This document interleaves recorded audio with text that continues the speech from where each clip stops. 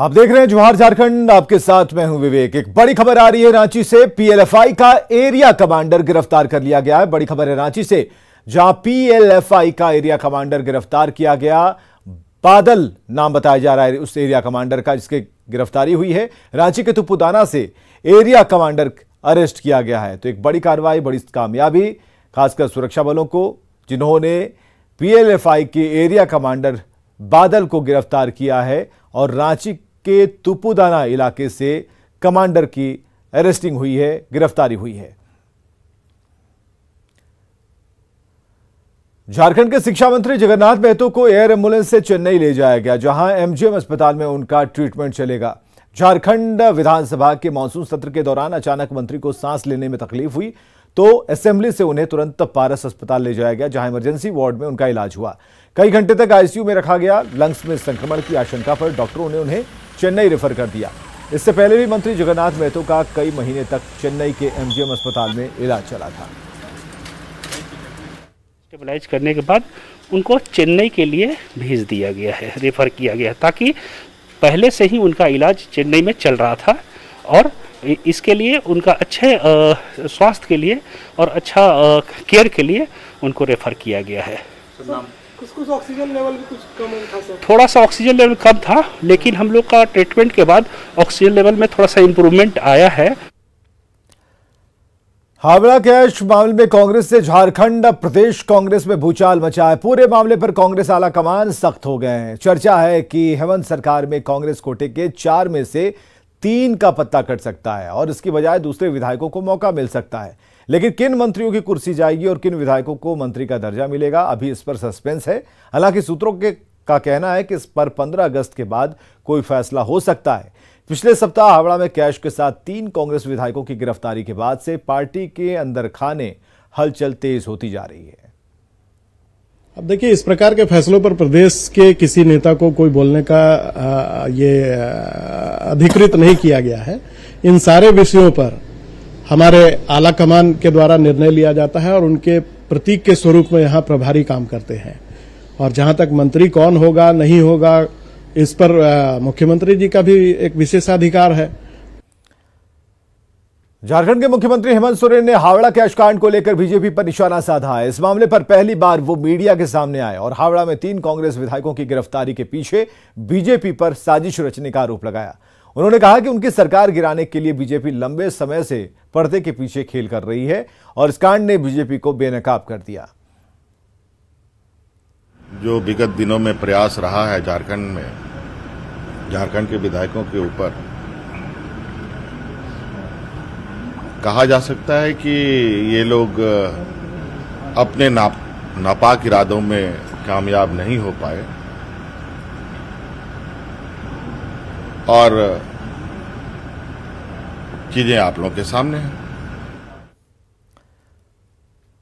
बोकारो के शिबूटांड और बोदनाडीह के पास रेलवे के निर्माणाधीन ग्राउंड पुल का स्ट्रक्चर भरभरा कर गिर गया, जिसमें दबकर एक मजदूर की मौत हुई है।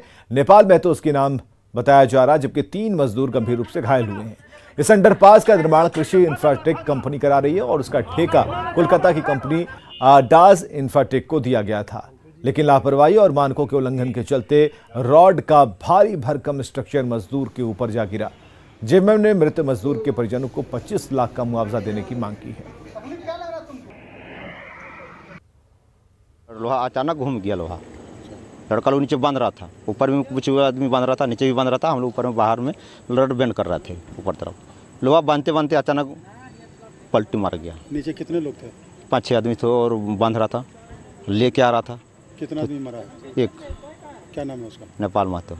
जो घायल है, कितने लोग घायल? घायल 2 आदमी घायल है। हम जाके 7 बजे उसको काम पे लग गया, सभी को ठेकेदार को सब सेफ्टी बोल के हम दूसरा काम देखने के गया।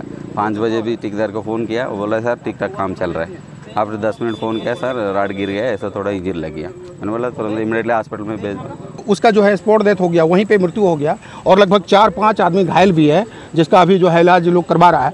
और हम लोगों का मांग है कि उसके परिजन को रेलवे में नौकरी दिया जाए और 25 लाख रुपया मुआवजा के तौर पर दिया जाए। धनबाद के केंदुआडीह में पुलिस इंस्पेक्टर ऑफिस के ठीक सामने जोरदार धमाके के साथ गोफ बन गया। इससे पुलिस इंस्पेक्टर दफ्तर में काम करने वाले पुलिसकर्मी डर गए। गोफ के साथ जमीन पर 4 जगह दरारें देखी गईं। फिलहाल बीसीसीएल की तरफ से गोफ भरा जा रहा है तो पुलिस इंस्पेक्टर ऑफिस कहीं और शिफ्ट करने पर भी गुहार लगाई गई है।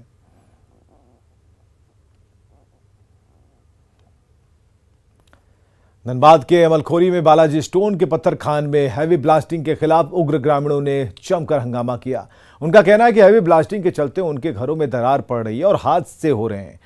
ज्यादा मुनाफे के लालच में क्रशर संचालक नियम कानून को ताक पर रखकर हैवी ब्लास्टिंग किए जा रहे हैं और इसकी आवाज से ग्रामीणों में दहशत है। इस तरह से हो क्या? पूरे घर मेरी रहने की व्यवस्था नहीं है। 4 गो रूम है लेकिन हमारी रहने की व्यवस्था नहीं है, इसलिए हम गरीब आदमी हैं। इलीगल काम कर रहा है, इलीगल काम कर रहा है। लीगल काम करता है तो हम लोगों को आपत्ति नहीं होता। पहले 2 फीट 1.5 फीट 2 फीट का होल मार करके आवाज करता था, कोई क्षति नहीं हुआ था। अब धीरे धीरे वो 4 से 5-6 फीट तक ले गया। ड्राइवर के साथ में मारपीट करके उसको शीशा से तोड़ ताड़ दिया और हम लोग नियम कानून के तहत से काम कर रहे हैं। उनके विरोध जो है वो कह रहा है कि रंगदारी के टाइप पे मांगता है कि हम लोग को पैसा चाहिए तब काम करने देंगे। देवघर से बड़ी खबर आ रही है। मंकी पॉक्स का संदिग्ध मरीज मिला है देवघर में। जांच के लिए सैंपल भेज दिया गया है। संदिग्ध मरीज मिलने के बाद प्रशासन अलर्ट मोड में है और बाहर से आने वालों की जांच चल रही है। यह बड़ी खबर देवघर से, जहां पर मंकी पॉक्स का संदिग्ध मरीज मिला। इसके बाद अलर्ट पर प्रशासन है। जांच के लिए सैंपल भेज दिया गया है और बाहर से जो भी लोग आने वाले हैं उनकी जांच कराई जा रही है। पाकुड़ के डोमन गढ़िया मिडिल स्कूल में मिड डे मील खाकर आधा दर्जन बच्चों की सेहत बिगड़ गई। उल्टी और दस्त की शिकायत बढ़ने लगी तो पाकुड़िया पीएचसी के चिकित्सकों ने बीमार बच्चों का इलाज किया। कुछ देर बाद बीमार बच्चों की हालत ठीक होने लगी तो परिजन और शिक्षक की जान में जान आई। बच्चों का हालचाल लेने डीएससी दुर्गानंद झावी स्कूल पहुंचे। परिजनों ने शिक्षकों पर लापरवाही का आरोप लगाया है। वहीं फूड इंस्पेक्टर ने खिचड़ी का सैंपल जांच के लिए भेज दिया।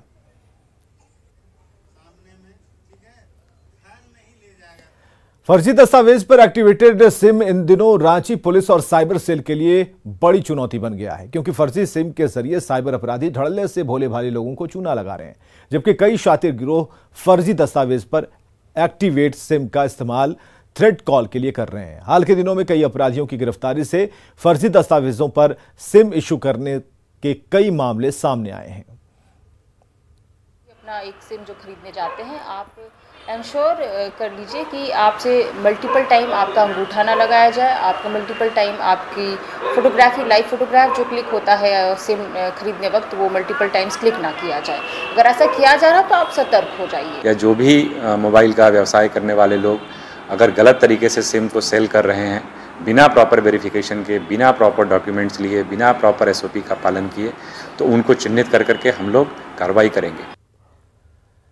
रांची के नामकुम में राजा उली हाथू की सड़क इन दिनों पानी में डूबी है। रोजाना उसी सड़क से गिरते पड़ते राहगीर बड़ी मुश्किल से गुजरते हैं और कई बार हादसे के शिकार हो जाते हैं। इस सड़क के दूसरी ओर अस्पताल और झारखंड एकेडमिक काउंसिल का दफ्तर है। इसके चलते अक्सर मरीजों को लेकर आवेदकों का आना जाना इसी सड़क से होता है, पर जर्जर सड़क के चलते वो हादसे का शिकार होते हैं। पर डे लोग पर डे 1 से 2 है ना, और पैदल जाना भी कठिन है। आप देख ही रहे हैं स्थिति कैसे नाजुक बनी हुई है जी। आप बगल में एक भी स्वास्थ्य विभाग है, उसमें CH है, उसमें बहुत काफ़ी आदमी को लेके गए हम लोग। बहुत बिजी रोड है और डेली यहाँ डिलीवरी वाली औरत लोग आती है, साड़ी को ऐसा उठा उठा के पार होती है। बहुत सारे जेक ऑफिस के स्टाफ लोग हैं, सब ऐसा सूट सबको उठा उठा के पार होते हैं। हम लोग को देख के बहुत खराब लगता है यहाँ पर ही।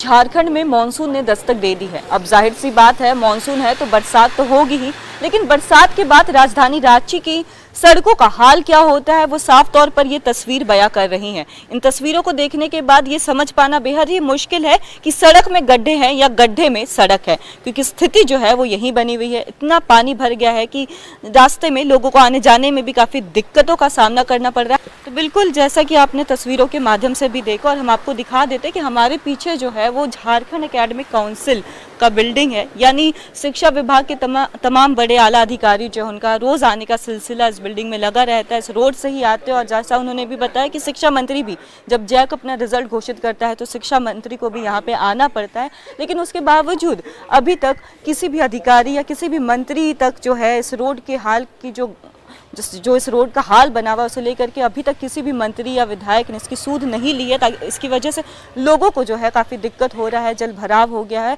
और ये लोगों के जान के लिए भी काफ़ी खतरा सा बना हुआ है। कोमल बहल, न्यूज़ 18 रांची। रामगढ़ छावनी परिषद ने रामगढ़ शहर के लोहार टोला में अवैध निर्माण कर कब्जा जमाए दुकानों को जेसीबी से हटाया और इस दौरान छावनी परिषद के कर्मियों को दुकानदारों के विरोध का सामना करना पड़ा। दुकानदारों ने छावनी परिषद पर अमीर और गरीब देखकर अतिक्रमण हटाने का आरोप लगाया, जबकि छावनी परिषद ने अपनी कार्रवाई को सही और जायज बताया।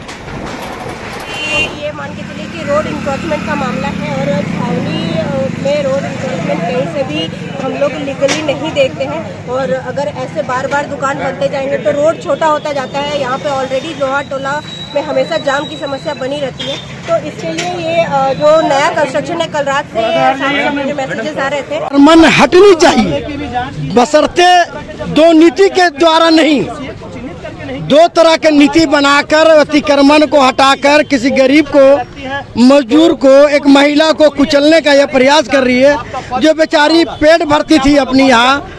और कुछ लोग, एक ही दुकान यहाँ नहीं है, पूरे रामगढ़ में एक इंक्रोचमेंट है। छावनी परिषद को इस चीज को देखनी चाहिए। चतरा एसडीपीओ अविनाश कुमार शिक्षक की भूमिका में नजर आए। वे शहर के राज्य संपोषित बालिका उच्च विद्यालय में पहुंचे और बच्चों को गुणवत्तापूर्ण शिक्षा ग्रहण कर करियर बनाने का टिप्स दिया। साथ ही जनरल कंपटीशन की पढ़ाई के अलावा कानून की भी जानकारी दी। सामाजिक संस्था रोटी बैंक और सुब्रा इंस्टीट्यूट द्वारा कैरियर काउंसलिंग के आयोजन के मौके पर एसडीपीओ यहां पहुंचे थे। वहीं बच्चे भी खुद के बीच पुलिस पदाधिकारी को एक शिक्षक के तौर पर पाकर उत्साहित दिखे। आपके लिए ठीक रहेगा तो पहले आपको अपना लेवल। बोकारो में दो शिक्षकों ने पिटरवाद प्रखंड के चंदो गांव की पथरीली बंजर भूमि में उम्मीदों की फसल बोई है। लॉकडाउन के दौरान पीएम के मन की बात से प्रेरणा लेकर दो सरकारी शिक्षकों ने ड्रैगन फ्रूट की खेती की। करीब 1 एकड़ में ड्रैगन फ्रूट के 2000 पेड़ लगाए गए, जिसमें 8 लाख का खर्च आया और अब 14 महीने में पेड़ ने फल देना शुरू कर दिया है। दिनेश कुमार सिंह और बलदेव मांझी दोनों शिक्षक चांदो हाई स्कूल में पढ़ाते हैं और हैदराबाद से ड्रैगन फ्रूट के पेड़ मंगाकर खेती उन्होंने शुरू की। हालांकि बाजार नहीं मिलने से ये लोग परेशान हैं और सरकार इनका बाजार उपलब्ध कराने की ये सरकार से मांग कर रहे हैं। देश में जब कोरोना संक्रमण को लेकर लॉकडाउन लगी थी तो देश के प्रधानमंत्री नरेंद्र मोदी ने मन की बात में किसानों को ड्रैगन फ्रूट की खेती का एक मंत्र दिया था। उस मंत्र को बोकारो के चांदो हाई स्कूल के दो जो शिक्षक हैं उसको आत्मसात कर ड्रैगन की खेती कर रहे हैं। हम चूँकि झारखंड में कृषि थोड़ा सा पिछड़ेपन का शिकार है, खासकर ये पहाड़ी इलाकों में। यहाँ सिर्फ एक मौसमी खेती होती है, वो भी धान की। कभी बारिश हुई कभी नहीं हुई, तो यहाँ की आर्थिक स्थिति को देखते हुए हम लोगों ने चाहा कि हम लोग चूँकि शिक्षक हैं और समाज को एक नया रास्ता दिखा सकते हैं, इसलिए हम लोगों ने ये ड्रैगन फ्रूट की खेती शुरू की। अभी शुरू में तो हमको थोड़ा सा ये था, डर था कि कहीं ये फलेगा फूलेगा कि नहीं, बाहर विदेशी फल है, तो इसलिए अब हमको थोड़ा सा डर था। लेकिन आप देखें कि 14 या 15 महीना में ये फल आना शुरू हो गया, तो अभी तो हम बहुत खुश हैं। अब देख रहे हैं अभी चारों तरफ पका हुआ है, तो हमको लगता है कि आशा है कि आगे इसका हम लोग अच्छा ये फायदा मिलेगा। इस प्रकार से अब कृषि, क्योंकि कृषि में किसानों को लाभ नहीं हो रहा है, ऐसे में हम कह सकते हैं कि इस तरह की खेती जो 20 साल भविष्य को देखकर अगर लगाया जाए तो किसानों को लाभ होगा और मार्केट में भी ये फल आएंगे, ताकि लोगों को स्वास्थ्य में भी इसका लाभ हो सकेगा। मृत्युंजय कुमार, न्यूज़ 18, चांदो बस्ती, बोकारो। बाबा वैद्यनाथ की नगरी देवघर में सावन के महीने में लाखों कांवरिये जलार्पण करने के लिए पहुंच रहे हैं। सुल्तानगंज में उत्तरवाहिनी गंगा से जल लेकर कांवरिये 105 किलोमीटर की पैदल यात्रा कर वैद्यनाथ धाम में जलार्पण करते हैं। इस मौके पर कांवरिया पथ श्रद्धालुओं से गुलजार दिख रहा है। सावन की आज तीसरी सोमवारी है और बाबा वैद्यनाथ मंदिर में कांवरियों का जनसैलाब उमड़ पड़ा है। इस वक्त हम मौजूद हैं देवघर के कांवरिया पथ में, जहां से कांवरिया बाबा वैद्यनाथ मंदिर के लिए पहुंचते हैं। आप अभी की स्थिति देख सकते हैं कि कांवरिया लगातार पहुंच रहे हैं, डाक बम भी पहुंच रहे हैं, साधारण बम भी पहुंच रहे हैं, गाना बजाते हुए पहुंच रहे हैं। खुशी और उत्साह आप देख सकते हैं कि उत्साह में कहीं भी कमी नहीं है। 105 किलोमीटर की दूरी तय कर बाबा धाम पहुंचे हुए हैं और ये जो जगह है ये खिजुरिया है और यहाँ की स्थिति देखिए कि लगातार ये कांवरिया जो है आ रहे हैं, काफ़ी भारी भारी कांवर भी लेकर आते हैं। अभी ये कांवरिया जो आ रहे हैं देखिए पीछे कि किस तरह से एक बड़े कांवर में 2 बड़े बड़े कलश में जल लेकर पहुंच रहे हैं। कहते हैं कि यहाँ हर मनोकामनाएं पूर्ण होती है, बाबा बैद्यनाथ मंदिर में हर मनोकामनाएं पूर्ण होती है। देखिए ये बाबा की ही शक्ति है कि इतना भारी कांवर लेकर पहुंच जाते हैं। हमारे साथ कुछ कांवरिया हैं, कुछ जी बताइए। हम लोग का जो है बिहार में जो है जितना भी पथ बना है बहुत सॉलिड बना है, लेकिन जैसे दुमा बॉर्डर घुसते हैं वहाँ से एकदम पथरीला कंकड़ जैसा बालू डाला गया है जो कि बहुत कष्टमय है।